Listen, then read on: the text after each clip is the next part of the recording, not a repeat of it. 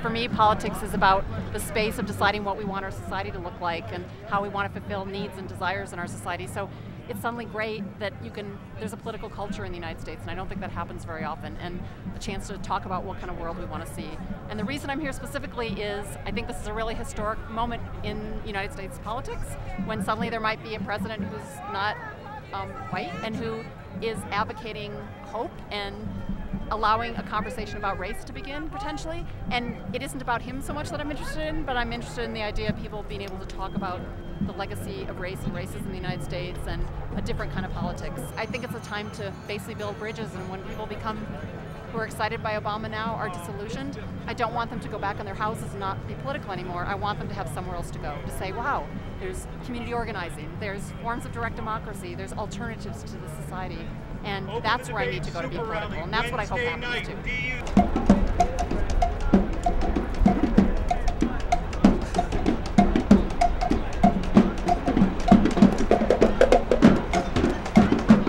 For my own part, I think the protests have something to do with trying to put pressure on the Democrats and trying to put pressure on the Democratic Party and trying to let them understand that they can't simply assume that people will vote for them because they have no other option within the two-party system.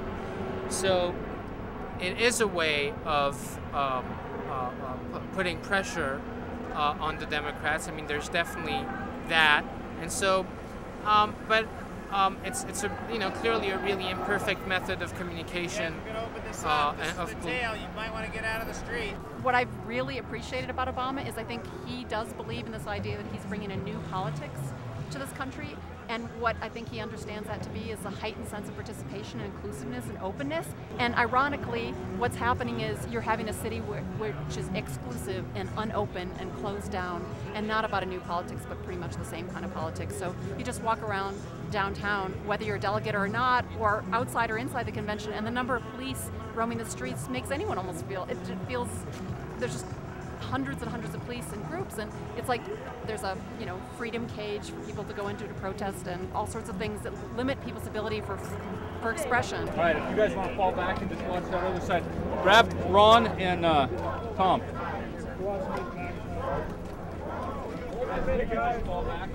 There was a tent city where people were trying to camp out all night, and they made it illegal for them to do that in the parks, and so they can't sleep in the parks at night. And it's not even that radical an idea. It's just camping overnight because they're against war, and you can't even do that. Just a quick glance around the streets show you how at odds this promise of a new politics is with the politics that's being offered on the street. And I, again, think that's sort of a good thing, because it's revealing of the fact that we have to make that new politics and not hope that some president or politician does it for us. We're against the government spying on people's emails and their phone calls. The whole police state shit to put it into place. We're here to tell the people of the world that we're against this endless war for empire. We want them to know that. And we want them to know that there's a force in this country that is saying we don't need a new face on a brutal empire. What we need is revolution. What we need is a revolution to liberate humanity. Our moment of democracy happens for about a microsecond every 4 years when we elect our leaders. And that moment is so hyper-managed by media representations that it's really non-existent. It's a simulacrum of a moment.